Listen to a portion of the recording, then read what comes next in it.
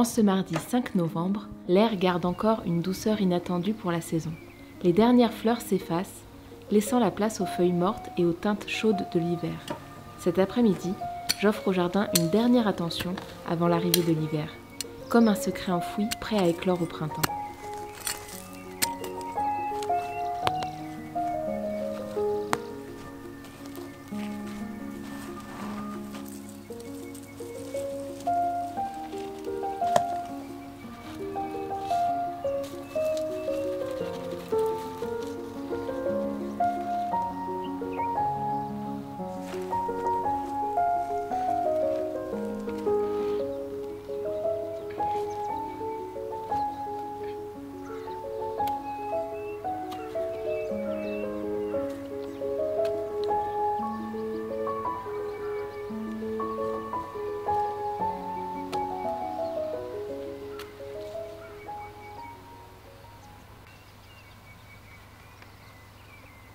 J'ai taillé mon petit plant de rosier que je suis allée chercher la semaine dernière. Peut-être que j'ai abusé sur la coupe. Je suis un peu comme les coiffeurs, je coupe un petit peu trop. Le rosier m'a dit juste les pointes, moi j'ai fait la boule à Z. Non mais après j'ai regardé, parce que a priori pour tailler un rosier, il y a quand même... faut pas tailler non plus n'importe où. Donc je vous mettrai la petite photo que j'ai trouvée sur internet. Si vous aussi vous avez envie de tailler votre rosier. A priori c'est la bonne période pour les planter et les tailler parce que comme c'est juste avant les gelées d'hiver, toute la sève est redescendue et en fait comme ça le rosier va pouvoir s'enraciner pendant l'hiver et a priori faire de jolies fleurs en mai. Je vais vous montrer à quoi elles vont ressembler quand même, c'est rose. Enfin si jamais j'ai pas tué le plant. S'il y a des jardiniers parmi vous dans les commentaires, dites-moi si je l'ai tué, si j'ai tué mon rosier. Au pire, j'irai en racheter un et je retenterai avant qu'il gèle. Voilà les petites roses que j'ai choisies. C'est trop bien de choisir ces roses parce qu'elles ont toutes des noms. Là, c'est des roses La Gaieté anéfole.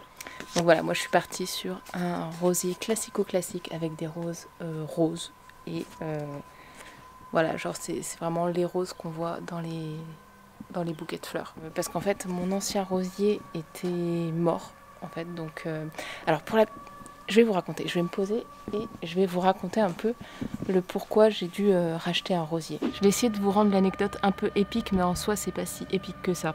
Il y avait un rosier avant, juste là où je viens de replanter mon rosier. Il faisait pas de rose, il était mort clairement, c'était juste une énorme souche. Et on comprenait pas trop pourquoi. Et puis un jour, je me suis dit, bon bah il y en a marre d'avoir cette souche. Enfin voilà, j'ai envie d'avoir des roses quoi, donc on va virer ce gros, ce gros pied de rosier qui fait pas de rose et on va en mettre un nouveau. Donc il y a mon chéri qui sort la pioche et qui commence à taper un grand coup de pioche sur la souche du rosier. Et là, on entend... Et là, on s'écarte, parce qu'on ne sait pas ce qui fait vibrer ce rosier. Et là, on voit un énorme truc noir qui sort de la souche. C'est un insecte. Je ne sais pas exactement quel insecte. Je vous mettrai peut-être une photo de cet insecte. Je ne sais pas comment il s'appelle. Un gros insecte, une sorte d'énorme bourdon noir qui avait fait son nid dans la souche. En fait, c'est un insecte vraiment particulier qui creuse dans le bois et j'avais jamais vu ça. Genre, vraiment, c'est un gros bourdon, quoi. Donc, je me disais, c'est fou, quoi. Il arrive à creuser dans le bois. Et en regardant de plus près, c'est vrai que tout autour de la souche, il y avait comme des petites sciures de bois. Et en fait, c'est parce que la bestiole, elle avait creusé à l'intérieur du bois et elle avait fait son nid dans le bois. Alors heureusement il n'y avait pas d'autres bestioles, elle était toute seule. Je pense que c'était une reine ou je sais pas comment on appelle ça. C'était l'histoire de la souche de rosier et du bourdon noir. Est-ce que c'était passionnant? Je suis pas trop sûre.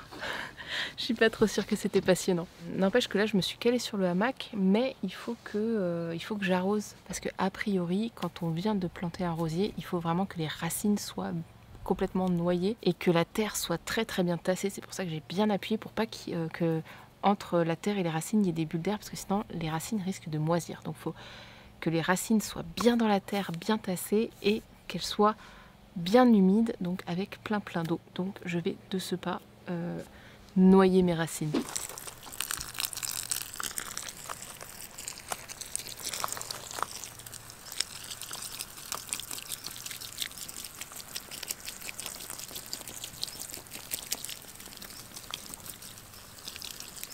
Et pendant que j'y suis, vu que je suis avec le sécateur, je vais en profiter pour tailler la petite vigne qui est juste là.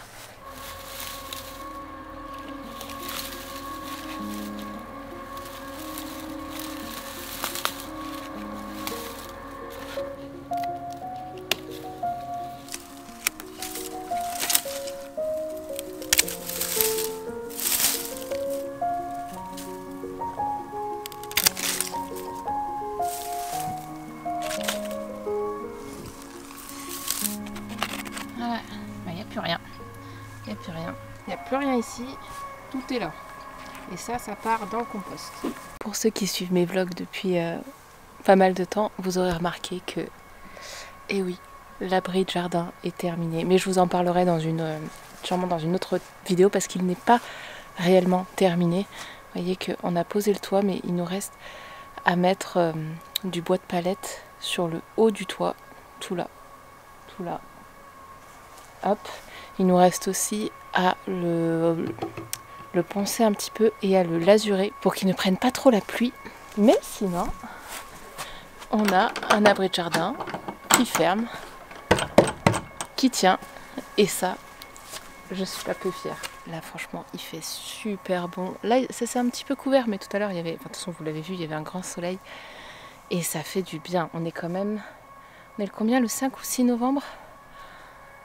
Un novembre dans le hamac, c'est pas mal.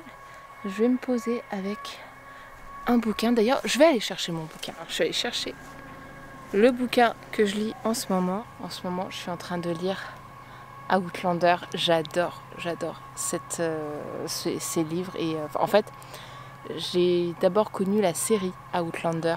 Et j'adore la série. D'ailleurs, je crois qu'il y a la dernière saison qui va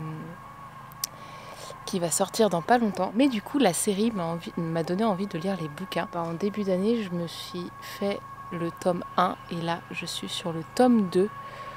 J'ai dévoré le tome 1. Je crois que je l'ai lu en même pas une semaine. Alors que c'est des gros pavés comme ça. Le tome 2, je mets beaucoup plus de temps. Je le trouve un peu moins passionnant que le premier. Le premier, vraiment...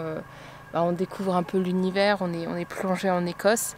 Là, le tome 2, ça se passe en France, dans la bourgeoisie française. C'est sympa, hein, j'adore toujours autant l'univers, mais disons qu'il y a un peu moins de rebondissements que dans le premier, et du coup, ça se lit un peu plus lentement, je trouve, même s'il est très très bien. Et donc, je suis presque à la fin du bouquin, enfin presque. J'ai lu les 2/3, quoi. Alors, si le soleil veut bien ne pas partir trop tôt, je pense que je vais bouquiner sur le hamac pour cette fin de journée. Du coup, moi je vous laisse. Et puis n'oubliez pas, s'il y a des jardiniers parmi vous, de me dire en commentaire si j'ai fait une grosse bêtise avec mon rosier et avec mon plant de vigne. Avec le plant de vigne, je pense pas que j'ai fait de bêtises parce que je l'avais coupé pareil l'année dernière.